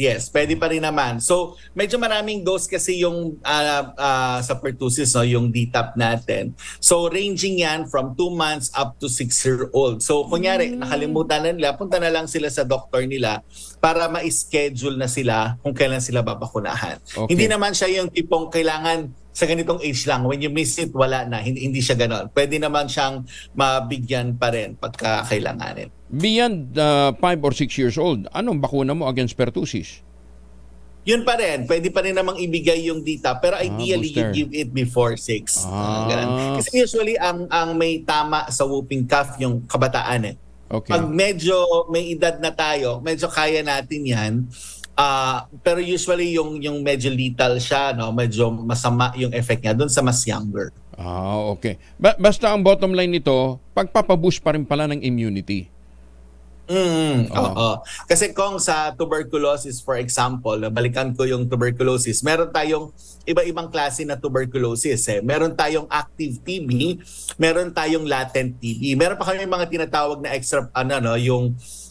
extrapulmonary TB, miliary TB, drug-resistant tuberculosis. Pero yung active TB, ito yung nakikita sa X-ray, may simptomas. Meron kong kasi na latent TB, na tinatawag natin, that the bacteria is in your body, no? Kaya lang, dahil malakas din naman yung immune system mo, pagpasok ng bacteria sa katawan mo, papasok yung mga kakalabanin niya ng immune system mo, mag-perform yan na parang granulomas, tapos nandun lang siya sa loob ng katawan mo. Walang simptomas yon. Yung latent TB hindi mo makikita sa X-ray. The bacteria is inside your body. Ang pagka bumaba ang immune system mo, magiging active siya. Tsaka magma-manifest yung symptoms. Yun yung doon. So kaya kailangan laging strong yung immunity natin kasi baka meron kang tuberculosis sa loob ng katawan mo, usually through blood test yan nakikita. Kaya lang meron kang protection sa katawan mo, pero pag humina yung protection mo, delikado tayo. Sa mga bata, kaya binibigyan din sila ng Bacillus calmette-guarino, yung BCG vaccine, to protect the kids natin and other vaccines na binibigay. Kasi medyo delikado kung medyo nag-severe yung case ng tuberculosis mo. Meron tayong tinatawag yung extrapulmonary TB, yung TB meningitis, pumapasok sa brain. Yung meninges of the brain is inflamed, altered yung actions ng bata, tsaka it's lethal. So, kapag hindi na-address ang tuberculosis, pwedeng maging lethal talaga siya. At what age lethal ang tuberculosis? At any age. Kasi ang tuberculosis, pagka tumama siya sa lungs mo, tapos hindi napabayaan mo siya, hindi mo siya ginamot, akala mo ordinaryong ubo lang, pwedeng bumigay yung baga mo So, lethal, mas lethal lang on extremes of age. Usually, gano'n naman yan. Yung pinakabata at yung pinakamatanda. But at any age, lethal ang tuberculosis. Maraming namamatay sa TB. Ang problema sa TB kasi, hindi natin ginagamot, ubo-ubo lang to. Yun nga kaya nga nakatutuwa kami na binibigyan mo ng panahon na ma-discuss natin to. Kasi nga, gaya halimbawa, yung latent TB. Yung latent TB ba nakakahawa? Kasi sabi mo, nasa loob lang yan. Kasi may tuberculosis pa rin naman yan So, pero yun nga lang, hindi siya kasing kagaya ng active TB. Kasi pag active TB, very active yung bacteria sa katawan mo. Mas mabilis yung hawa. So kumbaga parang mas kailangan mong ingatan pag may mga ubo-ubo. Usually sinasabi namin yan, pag ang ubo mo mahigit 6 na araw na, mahigit almost 1 linggo na, magpa-check up ka na. Kasi kailangan ma-detect yan. Hindi rin pwedeng ang gamutan sa TB, trip-trip lang o kung kailan mo gustong iinom. Kasi ang treatment sa tuberculosis, kaya makikita niya may mga dot center tayo. Libre naman ang gamot sa TB. Ang dami yan sa mga city sa health centers natin. May dot center na tinatawag, Directly Observed Treatment Short Course, meaning pag iniinom mo yung gamot, kailangan pupunta ka doon. Dapat araw-araw nilang makikita na iniinom mo yung gamot. Kasi ang gamutan ng TB mga 6 na buwan. Kapag ka tumigil ka, in between, balik ka sa simula. Mabilis siya mag-develop ng resistance din. So yan yung reason kung bakit directly observed. May iba kasi dati kinukuha lang yung gamot tas hindi naman iinumin sa bahay. Nagmi-miss ng ilang araw or wala nang pambili. Kaya ginagawa ng government with the support of funding agencies, bigyan mo na sunod-sunod dapat nakikita natin kasi minsan nagre-resist. Ang problem mo pagka nangyari after 6 na buwan, hindi ka nagtutuloy-tuloy ng gamutan, yung tuberculosis mo, pwedeng maging drug-resistant tuberculosis. Sa drug-resistant tuberculosis, hindi gagana yung usual na gamot, yung ethambutol natin, pyrazinamide, isoniazid, hindi yan gagana, tsaka yung rifampicin. Bibigyan ka ng mga additional na gamot kasi resistant na yon, malakas na yung tuberculosis na nasa iyo. Yung MDR-TB. Yun, pag nag-MDR-TB ka, hindi ka nagamot ng tama, talagang may kalalagyan ka. Tapos usually may side effect yan. Meron yung feeling na nasusuka ka after kang uminom. So yung mga ibang kausap ko nga na TB patient, sabi nila, susuka pero hindi susuko. Kasi talaga mahirap yung matagal yung gamutan pero nagagamot. Yun yung maganda naman sa TB. Alam mo Sir Brian, para bang dina-downplay natin masyado ang impact ng tuberculosis. Yung palang data natin, baka mali. Baka masyadong mababa yung mga available na, kasi iba naman di na magpapa-check up eh. Di ba? Usually yan ang problema natin sa public health kung yung data natin hindi yan super accurate kasi hindi nga lahat ng Pilipino nagpapa-check up. So parang ang Pilipino nagpapa-check up kapag malala na yung nararamdaman. So nakapagkalat na siya bago siya nagpapa-check up. Yun yung problema. Pagka napapansin nga ang dami ng nahawaan or talagang na-detect sa x-ray, minsan malungkot pa sila eh. Well, hindi ka naman dapat maging masaya pag may TB ka. Pero parang ang reaction ng mga tao, pagka nag-TB ako, para bang wala na akong chance kasi matatanggal sa trabaho, etc. etc. We need to correct this kasi kapag nag-start ka naman ng gamutan, after few months, your doctor could clear you to report back to work. Mas better na ma-detect yan at magamot para hindi ka makapanghawa kaysa itago mo at tuloy-tuloy yung panghahawa. Kasi may social stigma nga na pagkatibihon, di ba? Pero alisin na nga natin. Sa mga drama natin, kung pag may tuberculosis talaga naman Kaya yung sinasabi mo kanina, payat na payat. Kasi ganun yung mga pictures sa mga drama na mga pinapanood natin. Talagang parang halos nag-aagaw buhay, agaw hininga kasi may tuberculosis. So nagkaroon ng social stigma. So that's what we need to correct. Kapag may ubo na mahigit 6 na araw na, padala na sa doktor, pa-check up na natin. Most probably hindi na yan caused by allergic reaction or any ordinary cough. Kasi usually naman yung mga cough natin, after ilang days, self-limiting if it's viral by nature, or just allergic reaction. Pero pag caused by bacteria, yung Mycobacterium tuberculosis, it can be TB, or yung binanggit natin kanina, yung Bordetella pertussis, baka naman whooping cough na yan. Though madidinig mo yung difference nga, ang problem natin dito, makapanghawa ka sa bata. Tapos yung mga bata natin hindi bakunado. So lagi namin sinasabi sa mga magulang, sa mga may kasamang bata sa bahay, you have to boost your immune system, you need to get vaccinated. Otherwise, baka yung bata na nananahimik sa bahay, nahawa dahil sa'yo. O kaya yung mga senior citizen, yung mga immunocompromised. Mga senior na nasa bahay natin. Yung iba kasi, Brian, sasabihin nila, hindi, kakargahin, inom lang ako ng mas maraming vitamin C. Titira ako ng mas maraming vitamin C. Manli din pala yun. Pagka nag-o-over, hindi ka pwede mag-overdose. Kasi pag nag-overdose ka, ibang topic naman to. Pag nag-overdose ka ng vitamin C, kidney mo naman ang tatamaan. Yun nga eh. So, yung mega-dosing, hindi rin yan namin sinasuggest. So, kailangan talaga saktuhan yan. Merong aral kasi yan gano'ng kadami yung kailangan ng katawan mo. And then otherwise, kapag in excess, itatapon ng katawan mo, edi dami siyang kidney mo.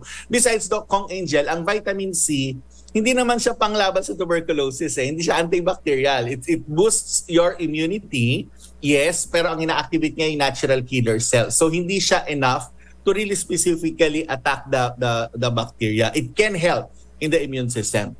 Yeah. Pagka may tuberculosis, pwede bang uminom ng Ultabayo? Yes, oo, kasi ang Ultabayo causes has anti-inflammatory effect. So yung bronchioles niya pwedeng mas maging hawa yung paghinga niya. At makakatulong siya to boost your immune system. But as I always say, ang food supplement like Ultabayo, this is a support, this is for prevention, pero pag meron ka ng tuberculosis, kailangan mo talagang mag-antibiotic. Yung 4 na antibiotic na yon, or minsan may doctors na bibigay 2 lang if it's just latent TB based on your blood chem. Depende yan sa gamutan, pero kailangan pa rin ng gamot. Pero kahit naman sa mga ibang sakit natin, for example, if you have cancer, you can still boost your immune system. Your Ultabayo can help to support, kumbaga para mas holistic yung response natin. So that's what Ultabayo does. We will not say na gamot siya sa TB, but it can help in addressing tuberculosis and preventing tuberculosis. Ano yung clinical trial na may 4 na toxins sa katawan na tinataboy ng Ultabayo? Okay. Ano yung immunity na yun? Ang studies natin for Ultabayo, it activates your plasmacytoid dendritic cell. Pag na-activate nga yung plasmacytoid dendritic cell, ina-activate naman ng PDC, yung sinusupport ng PDC yung natural killer cells, yung helper T cells natin, B cells, and cytotoxic cell. So, yung 4 na yon, mahalaga yon in innate and adaptive immune response natin. So, ano yung paliwanag natin doon? Pag inactivate mo yung PDC, si PDC para siyang spy sa loob ng katawan mo. Siya yung surveillance team mo. Umiikot sa katawan mo yan. Pag nakakita yan ng antigen, kinakain niya yan at pinapakita sa mga panlaban mo, which are your natural killer cells, B cells, T cells. So kapag malakas yung surveillance team mo, mas mabilis ma-detect ng immune system mo, mas maganda yung response nila. That's what the Ultabio does now through the Lactococcus lactis strain plasma. Ayan, ang problema, kailan ba ito pwede sa bata? Kasi di ba, teka muna pa, Sir Brian, ano naman yung primary complex? Kasi di ba, sabi ng bata, pag inuubo ang bata, hindi, primary complex lang yan. So yung primary complex, ito, common na sakit ito ng mga bata, no, na usually pediatric tuberculosis ito or childhood tuberculosis na technically yung primary complex, no, iba rin yung gamutan ng yan. Usually nagkakaroon din yan ng lung lesion kasi and swelling ng lymph nodes near the lungs, no. But the primary complex kasi, no, usually treatable. No, not as severe as the tuberculosis, but yung primary complex nasa pediatric tuberculosis level din yan eh. So kailangan din siya nagtatrabaho. Anyway, basta doon sa mga bibiyahe, mag-ultabhayo kayo, ano ha? Yes. Ulitin ko yung kasi numero. lalo na pag gumala tayo ngayon, hindi mo alam makakasama mo, baka umuubo-ubo yan, either pertussis or tuberculosis pala yung dala-dala niya. No? Tsaka yung natanong mo kanina kung sa bata, ang ultabhayo kasi na-register lang namin for adult, but technically may studies yan for kids 6-year-old and above. So ongoing kami on stability testing. We will soon be releasing Ultabio kits on sachet. Ayan. So but that's still soon. Yun lang. So ingat sila sa pag-travel, baka habang nag-Holy Week, nagpapasyon, tapos may umuubo-ubo dahil may tuberculosis o nasa beach sila or nagbibisita iglesia sila, they have to protect yung sarili nila. Baka mag-uwi sila ng bacteria. Anyway, marami kaming hindi pa ho na itatanong. Basta mga health concern ho ninyo, i-text po ninyo dito sa 0917-110-6580. Ulitin ho natin ha. Kasi wag ho lang ho yung supply at saka availability, tanong nyo. Magtanong ho kayo kasi may mga medical experts ho talaga nakastambay. 0917-110-6580. Ayan, para matulungan ho kayo sa inyong mga health concerns. Sir Brian, thank you ha. Maraming salamat sa inyong pagtanggap ng aming tawag. Thank you. Si Ginoong Brian Posadas po ay mula po sa Philippine Foundation for Vaccination. At sa Philippine Pharmacists Association. Ang Ultabio po naman ay available sa Mercury, sa Lazada, sa Shopee, at Amesco Drug Passment Pharmacy, John's Pharmacy at Curamed. Ayun ha. Wag ho tayo, at saka wag ho tayo sa self-medicate. Pinakamainam kumonsulta ho tayo sa mga medical experts, nang sa gayon magabayan ho tayo. Anyway, hindi naman ho sila nagdadamot ng oras para sumagot doon po sa ating mga concerns. Ulitin ho natin, 0917-110-6580. Hindi lang po concern sa Ultabio ang po pwede nyo itanong sa ating mga medical experts, kundi kung paano ho kayo matutulungan, paano ho natin mapapangalagaan ang ating kalusugan. Magandang umaga, Pilipinas! 25 na makalipas ang alas 5 ng umaga, kinagalit naman ng Israel ang naging pag-abstain ng Estados Unidos sa boto sa United Nations Security Council para sa resolusyon na humihiling ng immediate ceasefire sa Gaza.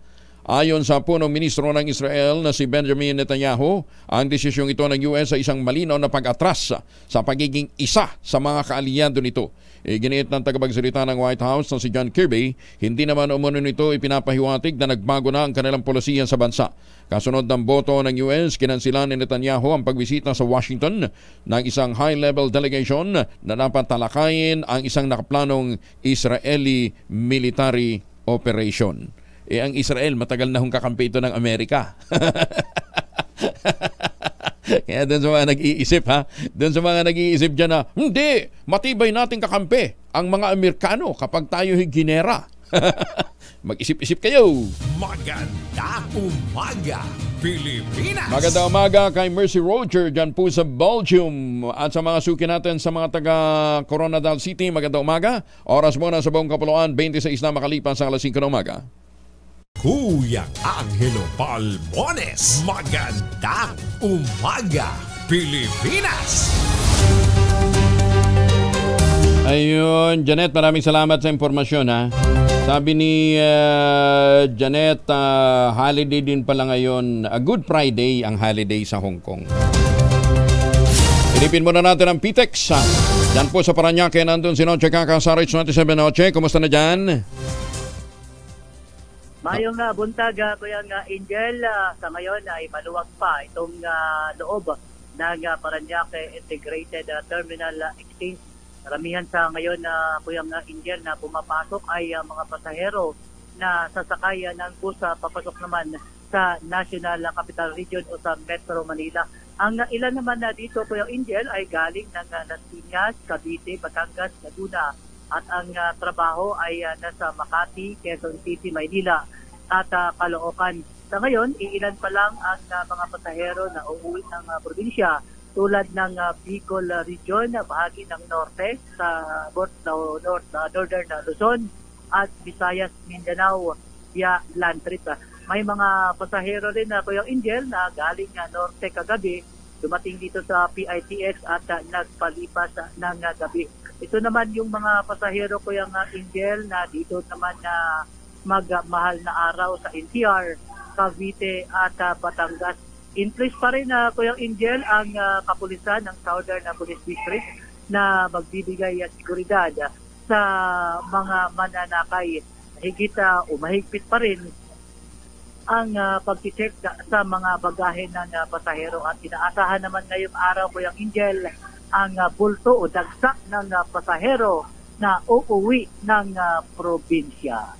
Yan ang sitwasyon na mula sa kanunan sa Pilipinas, DCRH. Ako, Noche Kaka, tuloy sa pagbabalita, tuloy-tuloy sa serbisyo. Sama-sama tayo, Pilipino. Maraming salamat na Noche. Samantala, liquor ban ipatutupad sa Maynila ngayon pong Holy Week. Detalye mula kay Boy Gonzales sa RH29. Boy. Kuya Angel, magpapatupad ng liquor ban ng Manila Local Government Unit sa Marso 28 hanggang 29, bukas, araw ng Huwebes Santo at Biyernes Santo.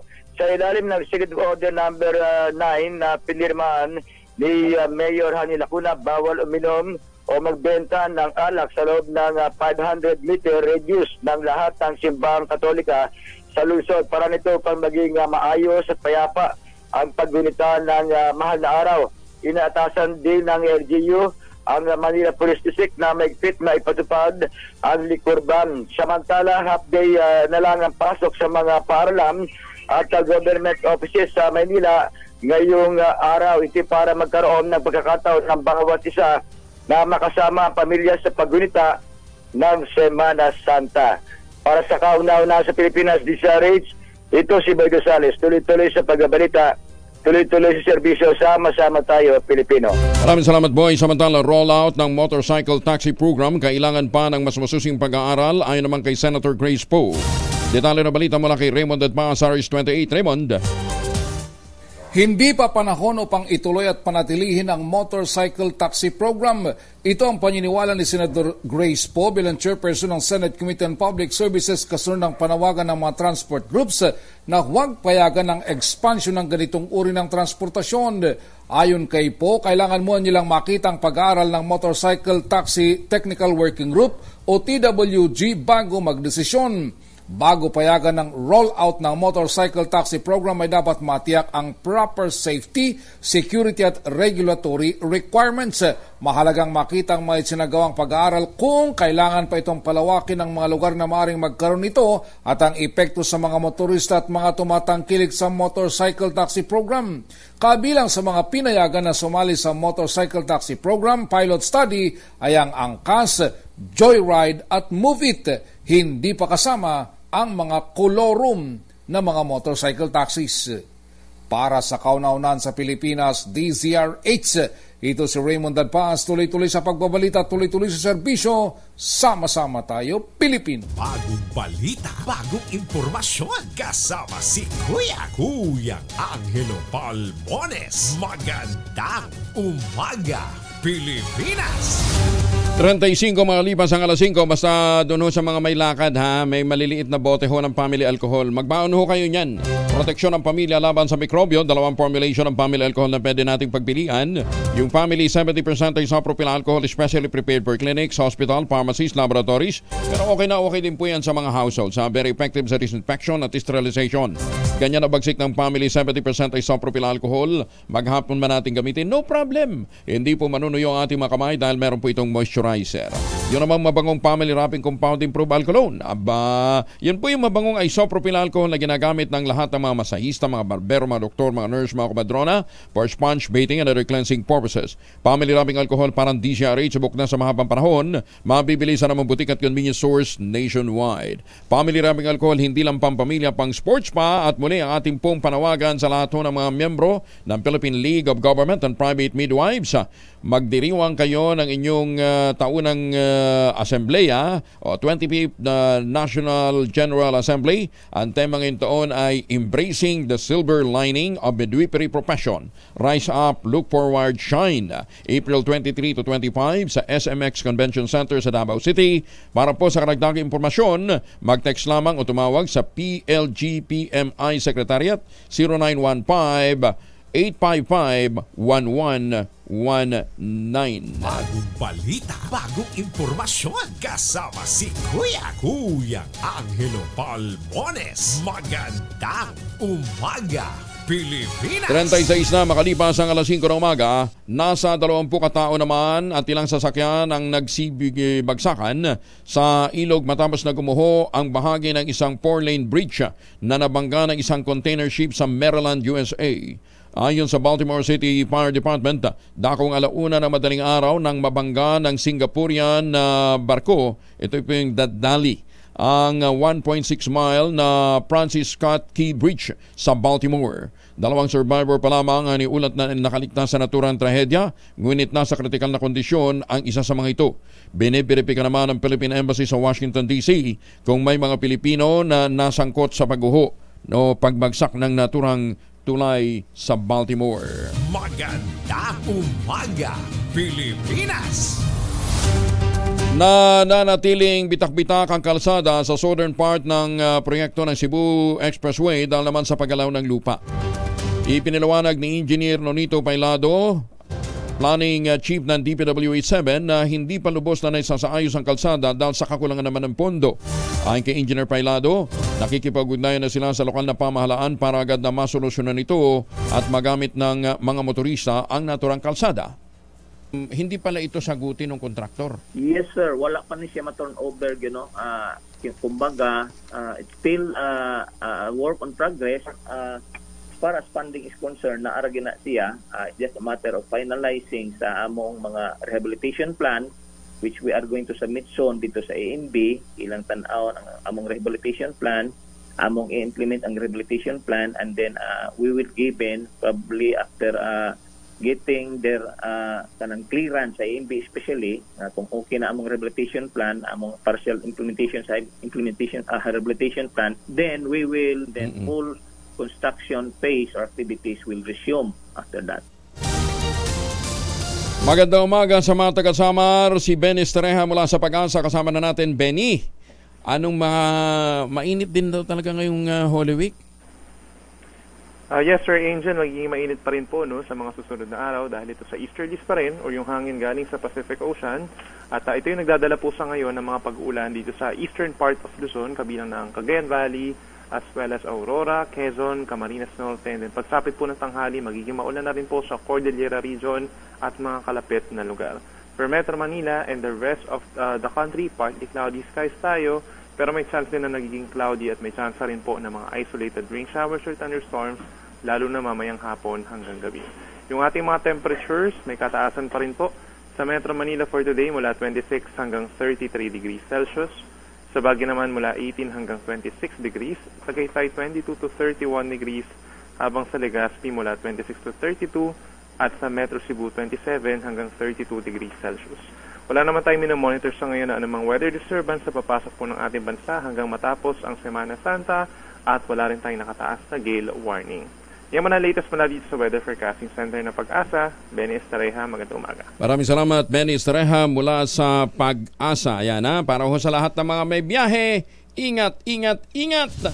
Magandang umaga, Pilipinas! Menos 20 bago ho mag-ACS na umaga.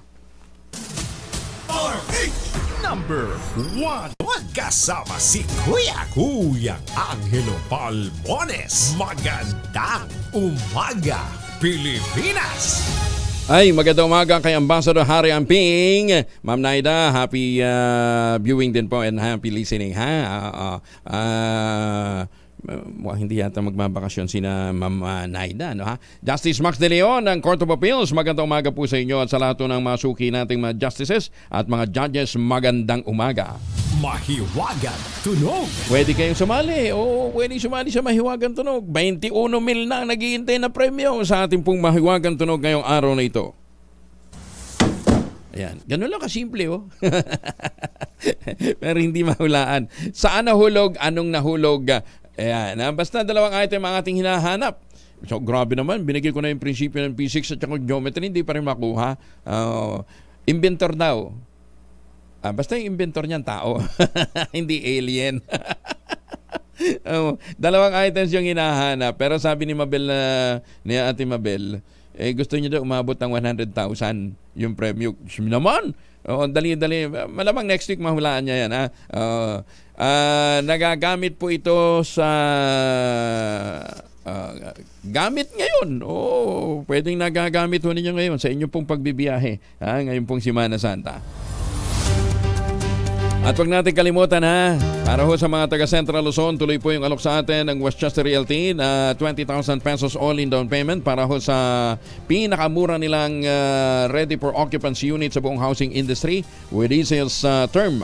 5% down payment lamang ho. Pwede pang gives. Saan ka nakakita ng ganong klase ho ng offering? Ito pa rin ang pangarap na magkaroon ng sariling bahay sa presyong abot kaya. 7 days after take-out ng Pag-ibig Housing Loan, pwede ka nang maglipat bahay agad. Kaya kung naghahanap po kayo ng na negosyo o pagkakakitaan, extra income, lalong-lalo na doon sa mga nandyan sa abroad, magandang investment opportunity, ito po yung mga proyekto ng Westchester Realty. Napakalapit lamang po nito sa Clark International Airport at Clark Economic Zone o Eco Zone. Ayan, ha? Gagawin ho ninyo, mag-text kayo sa 0996-515-5555 at saka sa 0947-434-5555. Ito pa rin ang pangarap na magkaroon ng sariling bahay sa presyong abot kaya. Kung ngayon nga po kayo magpapareserve, may chance pa po kayong manalo ng trip for 2 sa anumang Asian destination. Gusto nyo pumunta ng Sakura Festival sa Hong Kong o hayo sa ima sa ating masuki dyan? Aba po pwede. Pwede kayong mapunta ng Japan ng libre for 2. Ha? Pero kinakailangan practice muna kayo ng dart at magpa-reserve. Pwede din pong Taiwan, Thailand, Singapore. Ayan yung mga Asian destination na paboritong puntahan ng mga turista, ng mga Pinoy. Ano pang iniintay po ninyo? Ito pa rin ang pangarap na magkaroon ng sariling bahay sa presyong abot kaya. Bagong balita, bagong impormasyon. Kasama si Kuya Angelo Palmones. Magandang umaga, Pilipinas! Ang DPWH may paalala sa mga motorista. Grace Ansano, RH5. Grace, ano yung mga paalala niyan, Grace? Angel, habang ito ng mga project o mga pagawaing lansangan na sinasagawa dito sa bahagi ng Central Luzon, pansamantalang ipinatigil muna sa pagpasok ng Lunes Santo. Ito na nga ang pinahayag ng DPWH Regional Director Engineer Rosaler Tolentino. Mahalagang ipatupad ng ang department order para mabigyan daan ang mga biherong dadagsa ngayong Holy Week na mag-uwian sa kanilang mga probinsya. Sabay-sabay na inilatag ang ganitong kautusan. Ayon nga kay District Engineer na si Engineer Osias Santos, isa sa mga pangunahing lansangan dito sa Nueva Ecija na dumadaan patungo sa norte at papasok bilang Aurora. Bukas na nga ang PILEX o itong Central Luzon Link Expressway, kaya't madadaanan na ang bahagi ng San Juan Aliaga PILEX exit. Two-way na rin ang bahagi ng San Felipe Road. Makaraang pansamantalang tigilan muna ang pagawaan o pagawain ditong mga road reblocking. Habang sa bahagi ng District 2 na si Engineer Elpidio Trinidad naman ay nagsabing nakalatag din ang Lakbay Alalay Station sa mga highway. Tiniyak ng Regional Director nakakalak sa mga main highway ang Lakbay Alalay Motorist Assistance simula 27 hanggang 28 o itong Webes at Biyernes Santo. 24 oras para makaalala nga sa ating mga manlalakbay. Ayon naman kay Engineer Neil Parala ng DPWH Tarlac, 2 motorist assistance din ang kanilang ilalatag dahil na rin ito ang isang mga buka ng kalsada papasok naman sa bahagi ng Baguio at Northern area. Bukas na rin yung kanili bypass road sa bahagi ng Castañeda, Nueva Vizcaya. Ito yung papasok ng lalawigan ng Aurora. Kaya may alternate road lang madadaanan yung ating mga motorista. Para sa kauna-unahang himpilan sa Pilipinas, DZRH. Ito si RH25, Grace Vera Sanzano. Tuloy-tuloy sa pagbabalita. Tuloy-tuloy sa serbisyo. Sama-sama tayo, Pilipino. Magandang umaga, Pilipinas! Maraming salamat, Grace. So, yung init ngayon dyan sa Nueva Ecija, ha? May ilang mga lugar dyan, mula pa noong Disyembre, talagang hirap na sa tubig. Hindi nakaranas ng ulan, ha? Buti na lang itong mga taga-lalawigan ng Quezon ay may ibang pinagkakakitaan bukod ho sa pagsasaka, no, ha? Nagtatanim ho sila ng kakao sa ilalim ng mga nyugan. Sa tulong po ni Dr. Helen Tan, itong mga magnaniyog na nating umaasa sa Kopra, ngayon mga MSMEs na. Yung mga magagandang planting material ng kakao galing Davao, hinakot po ni Dr. Helen Tan at itinanim ho sa mga nyugan para mag-produce ho naman sila ng mga dekalidad na kakao beans at yan po ngayon yung tangerine chocolate. Yan pong tangerine chocolate ay produkto ng mga magnaniyog dyan po sa lalawigan ng Quezon. Available sa 0919-095-5935. I-check po ninyo yung mahigit 10 variants na available din na ang ginamit din pong mga raw materials ay galing din po sa ani ng mga magsasaka. Kaya nga po sabi ni Dr. Helen Tan, pagka pinapalakas natin ang loob ng mga magsasaka sa pamamagitan ng pagtangkilik ng kanilang mga produkto, lalo silang gaganahang magtanim, lalong gaganahang magsaka. At palalakasin din po nito ang ekonomiya dahil pinalalakas po natin ang ating mga MSMEs. Tangkilikin ang gawang atin. Tangkilikin ang tangerine chocolate. Available sa 0919-095-5935. Yun namang BFCT Terminal sa Marikina. Inaasahan pupuntahan din ang karamihan ng mga pasahero. Detalye mula kay Edniel Parosa, RH52. Edniel. Good morning, Kuyang Angel. Ngayong umaga, halos wala pang mga bus at halos wala pa rin mga tao dito sa tanging provincial bus hub sa Eastern Metro Manila. Dito yan sa BFCT Terminal sa Marikina. Pero inaasahan umano ng pamunuan na ngayong Miyerkules Santo, siguro mamayang hapon, mararamdaman ang bulto ng mga pasaherong nakabook ang mga biyahe pagtapos ng pasok ng trabaho. Ayon kay Eddie Marcuat, dispatcher ng RCG sa isa sa mga linya ng bus dito sa terminal, March 27 talaga karamihan ang schedule ng kanilang mga biyahero. May biyahe itong RCG pa Antique habang pa Iloilo, Mindoro at Bicol naman yung ibang linya ng bus sa BFCT. Sabi ni Marcuat, wala silang fully booked na biyahe pero handa ang kanilang support unit sakaling kailanganin. Samantala, yung ilan sa kanilang mga bus o unit ay naroon matatagpuan sa Parañaque Integrated Terminal Exchange. Para sa kauna-unahan sa Pilipinas, DZRH, ito si Edniel Parrosa.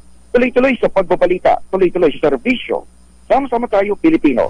Maraming salamat, Edniel. Ingat, pinoproseso na ng pulisya ang kaso laban sa driver ng truck na sumalpok at kumaladkad ng isang van sa Antipas, North Cotabato. Ikinamatay ito ng 17 katao.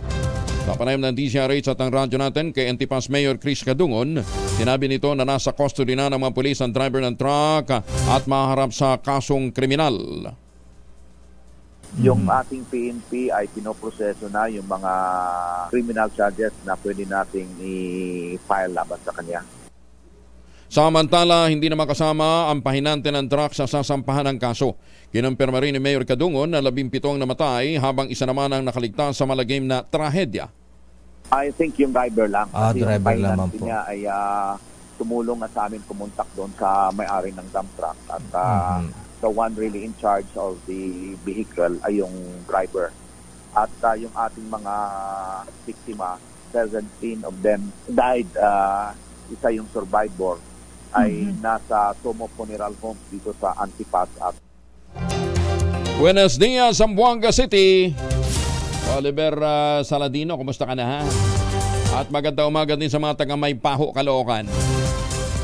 Mga netizen na nambabastos ng babae online pwede ring mademanda, pwede ring makulong ayon sa Malabon PNP. Detalye mula kay Edwin Duque, RH23 Edwin. May punta ko yung Angel, nagbabala ang Malabon Police sa mga nambabastos sa pamamagitan ng online ay maaari na silang makasuhat, makulong kapag na-screenshot yung misconversation sa pagitan ng biktima at suspect. Ay kay Police Colonel J. Baybayan, sa halit na may pambili umano ng motor o makapag-ipon sa kanilang future ay mawi lamang sa multa kung may mga ganitong gawain ninuman. Ang paalala ng PNP ay batay na rin sa Women's at Children's Cyber Sky Protection Unit base sa Republic Act 11313 o Safe Spaces Act.